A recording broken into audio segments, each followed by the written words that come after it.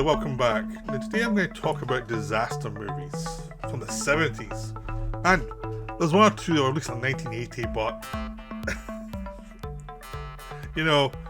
or late 70s. But by 1980, the disaster movie was dead. Actually, I'm going to cover the film that killed it. Dead. But yeah, the 70s disaster movies was one of those things that were epic for a long time and then just collapsed. And it becomes obvious when you watch the films why it collapsed. Now, there are certain films I'm not covering. I'm not covering the airport films. I've got them, I'm going to do a different video on them. I didn't want to go too epic. So I'm kind of covering... There's a lot of Irwin Allen ones in here. And there's one or two other ones I'm not Irwin Allen that were made by others that were successful. But Irwin Allen did a lot of them, and his career died with disaster movies. And he got a lot of money to do these disaster movies. And one thing you notice as you go along is he get more power, and the directors, a lot of directors who he started making the films with, were no longer there to actually bring him into line, like what was needed for a proper film. Because these were always cheesy films, but they started out with directors who knew how to do them. So, early on in his films, like Towering Inferno with John Gillerman, who had done a lot of British films and was going to do King Kong before his career collapsed. But he had done a lot of stuff like Town Without Pity. He had done a bunch of films over the years, some good, some not so good, but he was a professional of a certain type of British director from the 50s who understood, like, you need to have suspense and some tangible suspense and certain things, and he kept the film within the realms of reality, and he was a hard taskmaster for the actors. Poseidon Adventure had Ronald Newman, who's also another British director who also understood reality. So even though Poseidon Adventure was the ship flipped upside down, which could be a really silly idea, he kept it within the realms of reality. When you go to Beyond the Poseidon Adventure and things like that, it's Irwin Allen directing, and there's no sense of reality or threat whatsoever. And even when other directors come back on after that, there was no sense of reality or threat whatsoever, in some shocking ways for big budget films. So some of it was audience had enough of the same plot again and again. Because at a certain point, if you repeat something, this people seem with the Marvel films now, if you repeat something enough, people have seen it all, and there's no variation you can do to get people interested. It's like, you've made the money from this storyline, move on to something else, this is done. But, studios have to run it into the ground before they realise there's no more money left in something. And you never know, it could have a rebound. That's the kind of logic. So there is that problem, but also is like Airplane came along and parodied the whole thing as well, which made people laugh at every convention there was, because the conventions were so focused at that point. It was ripe for parody. But I'll start off with a non-Irwin Allen film to show that it wasn't just him doing these films. There was the airport films that came out and went all through the 70s, the airport films. They started in 71 and ended in 79. So even though we're talking about the great 70s and all the amazing films that were made there, in the middle of that you had a disaster movie, and which were all the cheesy actors in them. And the thing is, disaster movies were perfect films for actors from the 50s and 60s who were getting on a bit and needed a nice little payday. And it was like, do you want to do a disaster movie? Hell yes. So you had people like Charlton Heston, you had Burt Lancaster, all these type of actors. George Kennedy was in tons of them. There was there's a whole bunch of actors of a certain age. It was like, and Jack Lemmon and everything else. I'm sure there's sometimes I don't want to do this film, but if I do this film, it pays for like two other films I want to do that are more realistic. So it was a payday for some actors, and it kept them going when it would get them to another couple of films, and hopefully one of those films would do well as well and keep them established. That's the thing about actors is if you're a movie star, you have to do a hit every so often to keep yourself established. That's the way it goes. But Earthquake was one of the first big ones, and it followed on from Airport. It had been a hit. I think Towering Inferno, not Inferno. I think it was Towering Inferno. I'm not sure Poseidon Adventure had hit that point, but there had been this was an established genre at this point, but it was still going towards its peak, or the peak of commerciality, really, where it was established you could just keep doing these films. And Earthquake was one of the ones established. This was Universal's big money thing. So they had Charlton Heston, Ava Gardner, Lorne Greene, who's a TV star, and a bunch of smaller actors who would either disappear or become more well known. Victoria Principal was in it with her dark hair. Genevieve Bujold was in it, and she gives the best performance by a mile. There's a lot of cheesy soapy stuff in this film. It was made by Mark Robson, who had started off with Val Lewton, had gone on to do a lot of like studio films, and he was brought in as a safe pair of hands to do this film. And he did it well for what it is. I mean, I watched quite a lot of these disaster films on projector and the sound system to hear the sound, and the sound in this film in Earthquake is really good, and it does have some good story beats. I mean, you had George Kennedy in this one, and he's a cop who, at the start, as a chase to find this guy who did a hit and run. He gets suspended because of that, and throughout the film, suddenly when the earthquake hit, he has to his police station is destroyed, so all of the police that he knew are dead. So he has to man up, even though he's been drinking, sober up, and come back on the job and get people to safety. And he's terrific in this film. He knows a disaster movie. George Kennedy knows disaster movies. And he knows exactly how serious he has to take it and how much humanity he has to give to it. And the funny thing is, in these scenes, is you have Walter Matthau in the background as a drunk. So you've got someone taking it serious in the foreground and Walter Matthau in the background being weird. And it's a great contrast. And Kennedy's interacting with a biker and his gang who do stunts, really. And all that stuff works great.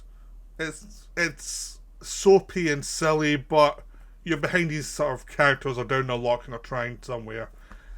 And they kind of interact with Genevieve Bujold, who has a son. She's in an affair with Charlton Heston, who's a big guy in a architecture office run by Lorne Greene, and he's married to, and Heston's married to Ava Gardner, who is frankly way too old for the role she's playing, but she was a star, so they put her in the part. But she looks pretty bored. It does not look like she gives a damn about this film. Charlton Heston, as always, is not going to phone it in. He's going to be like, yes, I'm going to do this film, I'm going to be serious, be really serious. But Ava Gardner, not so much. Lorne Greene's been a professional, but that's the storyline that's ridiculous. That's the one where you're like, I don't buy it. Like, Charlton Heston's having an affair with Genevieve Bujold, and you don't really buy it. It's like, you could have lost the Charlton Heston stuff and that family stuff easily, but they're the big stars, so they had to have them. But all the ones that were the non-stars were actually the kind of more human focused, were much more interesting. You have a lunatic guy who works a normal job, but also is in reserves, and he goes mad with power and becomes a bit of a rapist. It's cliched, but it's enjoyable cliche because it's a bit of threat from the film. And the actual build up to the earthquake and what the people are going to do, again, with all of the minor characters, that's more interesting than the actual soap opera stuff with Charlton Heston. And that's the thing, and the George Kennedy stuff where it's on the ground, that's more interesting. So the film delivers what it needs to deliver. But, I mean, of the successful disaster movies, this is the least of them. You know, for the ones I'm going to cover. Compared to Towering Inferno and Poseidon Adventure, it's lesser. Because your central storylines are kind of blah, and it's just the support storylines that really work. But the actual damage is done, the build up to the damage, all that stuff's enjoyable, and the aftermath. So there's a lot of good stuff here, but it is cheesy. It is like the epitome of cheesy disaster movie. Earthquake is that, but if you see it with a decent sized screen and with the surround stuff, it's quite effective. But it is cheesy. But I still would recommend it if you're in for the mood for cheese. But watching Ava Gardner not give a damn is quite fun. She does not want to be there. It's definitely picking up the check. Now we'll go to Towering Inferno, which is also another case of picking up the check from one actress. Okay, so this is the first another Allen film. This is a super production between two studios. Both of them had the rights to a book with the same premise. So it was a case of they would compete with each other, but then Aaron Allen talked to the studio who produced his film and said, "This is kind of stupid, we're going to wipe each other out. Why don't we just talk to the other studio and see if we can just do a co-production, and then we can put a lot of money into this and do a good film and be successful." So they did, and so what they did was they hired two big stars to do that. So they had Paul Newman and Steve McQueen, which turned out to be a really good idea. Because one, these are two actors who we want it to be credible. I would not want to say cheesy lines the way that Charlton Heston would game and say cheesy lines. Charlton Heston was a much cheesier actor than Paul Newman and Steve McQueen. He would do the cheesy stuff. And sometimes it'd really work with something like else did, where his conviction really delivered. And sometimes it could be silly. But he was always game for the pulpy stuff, Charlton Heston. And the other actors probably weren't. But in this one, it helped that we had two actors who wanted to take it reasonably seriously. So Paul Newman plays the architect who built this thing, and he built it to certain codes, and then it turns out that William Holden was going over budget, so he let his son-in-law, played by Richard Chamberlain, underbid some of the electrics in the building, which led to chaos. And all hell breaks loose. They're all in this. All the rich of San Francisco are in this big building. A small fire breaks out because of electrical faults that would not have happened if they'd followed the instructions that Newman had written up. And then for the next 3 hours, the thing's on fire. I mean, and the thing of this film is, it keeps going. They've got a lot of characters. They can kill characters off. Like Robert Wagner dies pretty early on.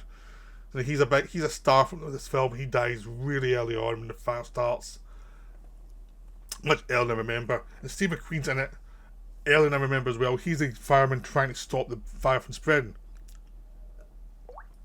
which can't happen. There's just no way to stop it. So he's like, you're watching him as fireman trying different things to quell the flames, and you're with Paul Newman trying to help people escape, and a lot of the rich people are trapped up the top. And it's one of those things is, yes, there is a kind of cheesiness to it because it's a disaster movie, but it's played fairly seriously. John Gilliam directed this one. Again, I mentioned earlier, he's a old school British director who took things certainly seriously. And apparently him and Newman and McQueen all had a much more serious intent to make sure it wasn't cheesy. So they all worked together so that Newman's stuff is like established really early on that the building was built properly, and then the cheapskates ruined it, and it's Newman trying to deal with his guilt about he should have spotted what they were doing and he never. And then he has to try and save all his people, and he takes all the disasters and all the things he has to do throughout the film feel kind of fairly credible. It's like crawling down things, crawling up things, crawling through different vents to try and help people and all the rest of it, and going into rooms that are on fire to try and get children out. A lot of stuff that feel very dangerous, and it works because they never ask me to do like super heroic stuff, and there's always a sense of, because you've got two major stars, one of them can die, and you're probably still in good shape. That's a good time when two stars, one of them can conceivably die. And McQueen actually is the guy who, as a fireman, he just looks up and goes, Christ, why did they build a building this high? And then he spends the rest of the time trying to make sure his men don't die, trying to fight the fire. And some of them do die. They die in horrible ways, and it is a kind of old school McQueen performance. It's a pleasure to watch because he's taking it seriously when he didn't have to, and he is trying to make it work. And the fact these two guys in the centre of the film are taking it seriously gives the film a lot of help. And also Gilliman's taking it seriously with his direction. He's making sure that you're going through the streets with the fire engines are going to the building. You're cutting back in some of the cheesy soap opera mechanics so that they appear as much as they can be allowed to, and then you move on quickly. Because Gilliman kind of knows that some of this stuff's nonsense. there's a affair between Faye Dunaway and Paul Newman that's very rote and very basic. But they play it as well as they can. And the fun thing is to watch a lot of actors who work together again play other parts. Like Dunaway was with McQueen in Thomas Crown Affair, where it was one of their big hits. Dunaway was about to star with William Holden, who's in this film as well, and Network, which is one of the big films of the 70s, one of the important films of the 70s. So there's people who do work together, about to work together. There was lots of interacting of like good actors try to take stuff seriously and try to bring it seriously. So Holden has the harder part because he's playing a guy who his part is pure soap. There's basically nothing to it. He has to be the guy who is a respectable guy who turns out he made a few mistakes and he had trusted his son-in-law to do things. And Chamberlain's having a lot of fun playing a sleazy son-in-law who's just awful. But Holden has to actually play a character that's very underwritten. So does Faye Dunaway, and she does not care. She is doing the part professionally, and that's it. It's like, did the check clear? Yes, okay. Like, I'll be professional, I'll do the part, but like, when can I leave? So she's in it, but she's not in it much. It's like, which is probably the best thing to do in this film, is actually be in it, but not be in it too long. And let the guys actually run through all the fire. Jennifer Jones is in it in the last part, before she retired, as a woman who's helping save some children. Fred Astaire's in it as a con man. He's having fun. But again, other stuff's kind of cheese. Pure cheese. It pads its running time out. But you actually realise when it's done well with good actors, how important it is to the film, because other films I'm going to get to don't do that stuff well. So, it's a very enjoyable film. I had a blast watching it. Again, I watched it on the projector with the sound system, so you get all the flames and all the atmosphere. I mean, it took away from the cheese quite a bit. It was really enjoyable, though. I've not seen this film for decades. Another film which I enjoy a lot more than expected was Poseidon Adventure, which again has so many characters and so many actors who are like in this for the paycheck. It's like, yeah, we get paid for a film, great. We don't have to be in TV. We don't have to be in a Roger Corman movie, great. It's that kind of production where they can hire good actors who know what they're doing, but they don't have in a big production. It helps extend their careers. So Poseidon Adventure has Gene Hackman, the late Gene Hackman, as the guy, as the priest, is a modern priest who all the other priests hate because he's saying God will not save you, you have to save yourself. God likes those who build themselves up. He's very do-it-yourself type of preacher. And when the ship sinks and goes under water and it turns around, he's like, we have to get out of here. This thing will not hold. We have to move up to the top. Now, the thing you find in these disaster movies, there's always a plucky child. There's always a plucky boy. And this one is the pluckiest of the boys. Luckily, he's actually tolerable. Actually, Towering Inferno as well, the boy's kind of tolerable, actually. It's like, the boy in Towering Inferno is like, oh, this is cool. A lot of stuff. He's very curious. What's that? This explosive called? Oh, it's called C4. It's like, they're kids. And this one, the boy who helps him out is he was fascinated by the ship. He's going over to with his sister and Poseidon back to New York, and he's the one who has went and seen all the mechanics and he's had the tour of the ship, so he knows that certain things are weaker and certain things are stronger, and he can tell them all that stuff. Is like, well, how do you know that stuff? It's like, well, I've been in the boat for a while. What else am I going to do? Like, he's completely into the boat the way small boys can be, and it's bizarrely plausible that he was really interested in all that stuff because, like, yeah, small boys are interested in mechanics.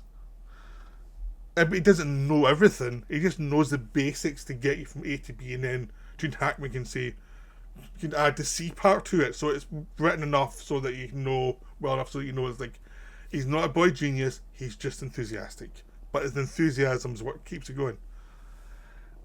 And you've got other characters like Ernest Borgnine as the kind of British New York guy. You've got Red Bottoms as the kind of guy who's there by himself and is depressed. You've got all these characters, Shelley Winters and her husband, who are the Jewish people who are going to see the grandchildren.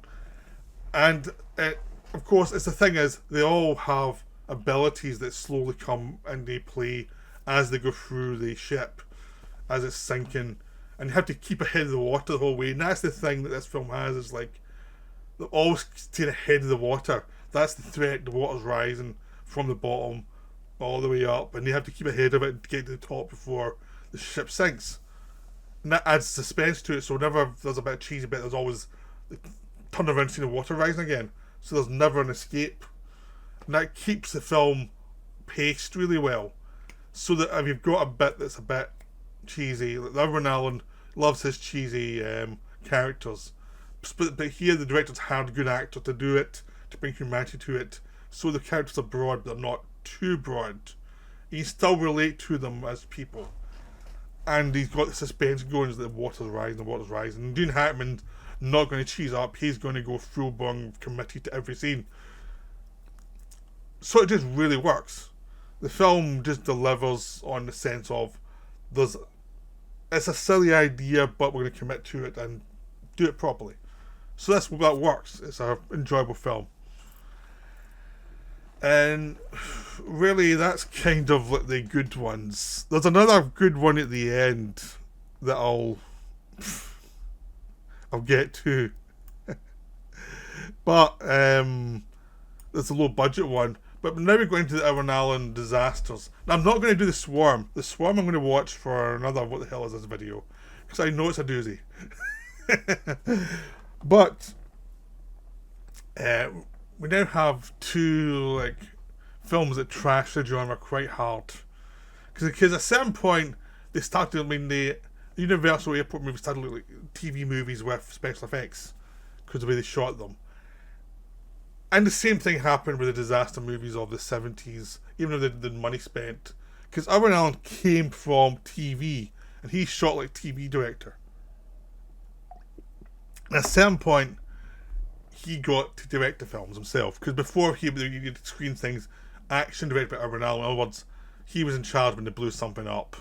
But the director was still probably telling him, look, it needs to be dark here, it needs to be doing the... it's that thing of... It's like, just go blow stuff up, but keep it dark. Because the actual action, human beats, actors can do stuff is still done well. In these films, and Beyond the Poseidon Adventure, and When Time Ran Out, the action's not done well. Nothing's done well. Right, first of all, Beyond the Poseidon Adventure is stupid as hell.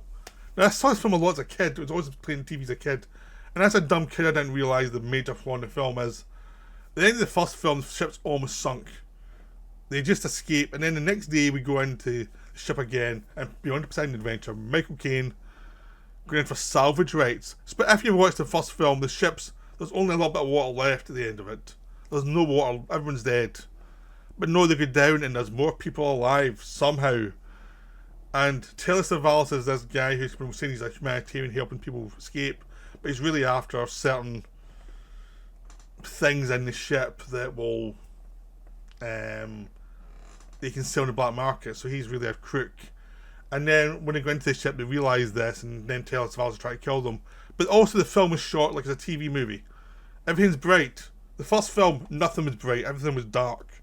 Everything was dark, scary. Telling you this is serious, this is serious. What's rising, what's rising. And in this film, what's kind of rising somewhere? I don't know. With some guns in the ship, with Taylor Savalas trying to kill Michael Caine. You've got a dying guy, played by Carl Malden. You've got Jack Warden as a blind guy. You have Peter Boyle as a loudmouth. You have a bunch of other young people doing things. And it's all ridiculous. And everyone's there for a paycheck. No one's taking this film seriously. Michael Caine had just come off the Swarm. He was just taking a paycheck. And he's probably figured, well, if this doesn't work, I'll do something else. Like, Michael Caine has survived so many terrible films. Like, he just seems to always get a good one just after a terrible one. Always keeps him going. And this one was just like, that's not a bad film. Who cares? He's professional, not that interesting. Sally Fields, this was just when she's about to become a serious actress with Norma Ray. It was shot in the same year. I don't know if it was shot before or after. But it's obviously a money job. It was just after Smokey the Bandit. So obviously she was doing it for money. She has a haircut that does not suit her character at all, but I'm not sure if it's from another film. I don't know, but it was... She's meant to be perky throughout this film, and it's like... but it was one of those things, obviously she didn't really give a damn. It was like, give me them, pay me. Cal Morden's trying, but he's a duff part. It's just like very sentimental, very kind of rote, and it's not really written very well. This is written from the guy who'd written the script for Andromeda Strain. And the weird thing about these films is they were written by people who'd done good stuff, but obviously they were just taking the money and running with it, basically. Everyone was doing that at this point, and it was like, cause I think everyone knew this was a stupid film, apart from Aaron Allen, who was taking it seriously, but he was shooting everything as if it were with way too many lights on, so it was like, you always could see it was a set, and a not particularly great set. And they're going through bits of the boat, which they went through in the first film, and you saw it was damaged to hell, and suddenly, oh, wait a minute, it's not so damaged now. Like, Michael Caine's trying to go on the boat to actually get to the purser room so he can do the salvage thing.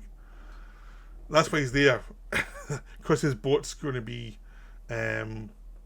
bought back to the bank. That's his motivation.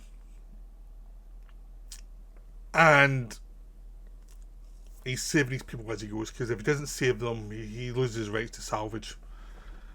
And he develops his conscience on the way, kind of. But Caine kind of looks blank the whole way through the film. It's like, yeah, he knows what film he's in. And just the whole film's just weird. Like, Slim Pickens turns out that it comes up as this Texan millionaire, who's a fraud. He's just a guy who works in the kitchen. And he brings some fun to it. Peter Boyle's trying to bring some energy to it as a loudmouth. But it's like, they're all just trying to give energy to something that's stupid. And you're watching the film and you're it took me two times to watch it. I had to watch the first half, then stop and watch the second half, because it's so amazingly stupid that you cannot believe it. It's like, it lost a fortune because it came out and it was like, what the hell are we watching here? So after the Swarm in this one, Aaron Allen was like, they were saying, should have said to him, like, you're not allowed to direct any more films. We've seen what you do as a director. Nope. So when it got to the next film for talking about when time, I'm going to look at my notes here, because when time ran out, it's a weird title as well. They brought James Goldstone on board, who'd just come off Roller Coaster, which is a fun little terrorist disaster movie that did well and was nicely received. It was a good film, and he'd also worked with Paul Newman on Winning 10 years before. So it's like, this guy does TV, does films, but solid director, let him direct a film. And they brought in Cal Foreman for a lot of money, who had been written High Noon. He'd written a lot of films. He produced Guns of Navarone. He was known as a classy writer, and he was just taking the money and running, because the script isn't there at all. But it's one of those things, is like, was it like was the script bigger and it was cut down for budget, or did they just not bother? Because they've got scenes that set it up, and then an hour when the volcano erupts on this island, and in the second half they have to escape from the hotel up this gorge to the highland. Now, I never thought I'd seen this film. It turns out when I watched the film I had seen it. It all rang familiar. I must have seen it as a kid. It's one of those films that when someone asked Warner's, who produced it, will there ever be a Blu-ray for this film, and they said there's no way in hell we're ever doing a reconstruction of this film. They know it's terrible.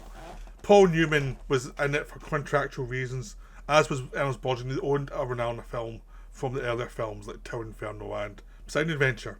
So they were doing it to get a contract. Other actors were just in it to be in it to make some money. Burgess Meredith shows up as a guy who used to be a circus performer, having his wife or trying to escape with them. He's the only life in the film. James Franciscus shows up as a villain. He tries his best, but his part's pretty one note. William Holden is there as a guy who has lots of money, and he's a business partner of this other guy, and apparently he was drunk a lot on set and was not allowed to do stunts because he was so drunk usually. This was a year before he died. This was when his alcoholism was really bad. So him and Newman are there from Towering Inferno. And this film cost more than Towering Inferno, and it looks so much cheaper. It has some scenes that looks like a Godzilla film from the 60s for special effects. They just shot the models and didn't do anything to make them look not like models. And God bless him, Paul Newman was trying, even though he knew it was a dud script and he knew there was nothing there. He's trying in every scene to be professional. Like, you can't accuse him of phoning in. He tried. Now, I'm sure there's other films he's making around the time he tried a lot more at, but he was still trying within these scenes to give us a professional feel, even though it was stupid. But they couldn't do anything in this film, because basically you've got an hour set up that's way too long for a 2-hour film. You're setting up all these things that don't really pay off in the second half. They pay off for like 2 minutes, but nothing really delivers. I mean, there's a whole bit of subplot with Ernest Borgnine who's gets blinded early on in the eruption. So he's a blind guy that leading. Urban Allen must have loved blind guys in these situations, because they had one, Jack Warden, and Poseidon Adventure is blind as well. Because he's a cop who's chasing Red Bottoms. He gets blinded, Red Bottoms helps save him. And Red Bottoms is this crook who's on the run, and Borgnine's trying to catch him. But he's human enough to help Borgnine when he's injured. And basically the escape is they drive along a road, have to go along a ledge, and then go across a bridge, and that's them saved. So there's hardly any... I mean, in Towering Inferno it goes off pretty quickly, and they spend the next 2.5 hours trying to survive a flaming building. And this one is a volcano, which is even worse than a flaming building, and they spend like 20 minutes escaping. And they're always on set. Because they shot in Hawaii, and they shot it on set. And the sets look like sets because they're shot too brightly. And it just looks terrible. So there's no suspense. Any scenes where there's suspense of people walking along a ledge or something is shot efficiently, but you don't keep any characters, and there's no build up, and there needs to be much more build up to make any of these scenes work. Instead it's just, here's another scene that we think should be a suspense scene. There's a whole bit of trying to get my across as bridges collapsing, which should have been suspenseful, but just is there. It's just because, again, the characters are so basic, and the actors are just like, they know they've been a dud, and there's been no build up, and either scenes have been cut out that establish something, or the budget was cut. There's a whole sequence where this town is flooded that takes a whole minute screen time, and everybody who you'd think would die dies, and everybody you'd think would survive survives. So there's no suspense at all. It's like it goes through the motions for everybody, but can't even bother trying to add human nature to them. They're just there. Too many characters are stupid. Again, the effects are terrible, and the plot is just basic. A volcano erupts, some people stay in this hotel and die, and our set go to the high mountains. and avoid the lava flow. That's the plot. And there's a couple of obstacles on the way, and a lot more people die. I mean, the whole thing is like the rickety bridge, and it starts to collapse more and more as they go along, and it's like, well, why don't they just all go on it quickly and run across? Rather than going really slowly. Or it can't take the weight, but it looks pretty solid at the start, and the thing that destroys it as the volcano moving the things. If they'd ran like hell, they'd probably across quite quickly. So they don't even build the bridge to look what the plot function needs it to do. Like, no one's noticing that. Like the part where there's a landslide and there's a ridge they have to go along. The ridge is pretty much the size of a typical bedroom, it feels like. It's not very much of a challenge. It doesn't go on for ages and there's no real suspense. When they're driving along, it's still sunlight. Instead of volcanic ash making everything dark in the second half of the movie, adds suspense, it all takes place in sunlight.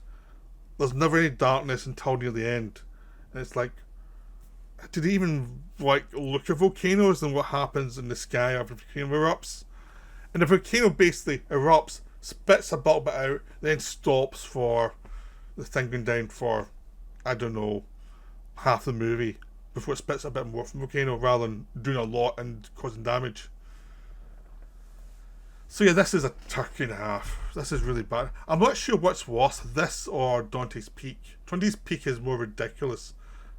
It's more accurate for volcanoes, kinda, until it goes stupid. But it had even less character than this film. This film had decent character actors try to do something badly written material. At least you know that's Ernest Borgnine. I hope he survives. Oh, that's Paul Newman. You know, there was actually still some star power, but the script's awful. So yeah, that film cost £20 million at the time, in 1980, which was not much less than Empire Strikes Back, which released the same year and made nothing. And it killed the genre dead. Now, just before that came out, Roger Corman finally got his one out, Avalanche.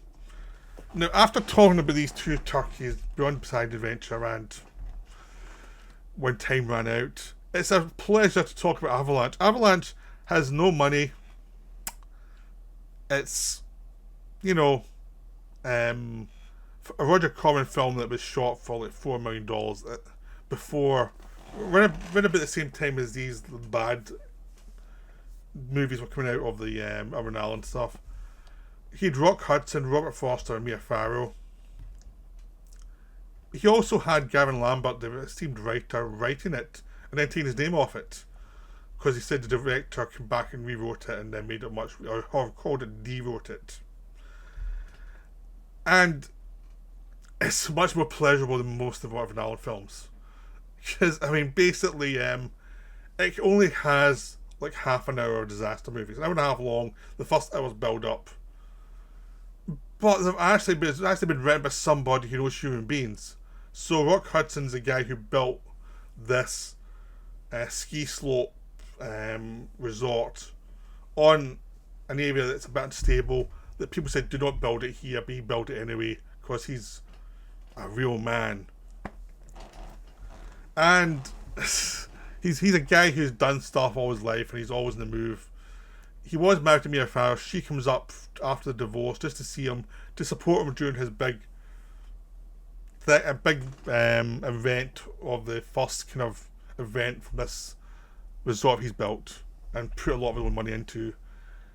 So he's got his ex-wife there, his mum's there as well to support him.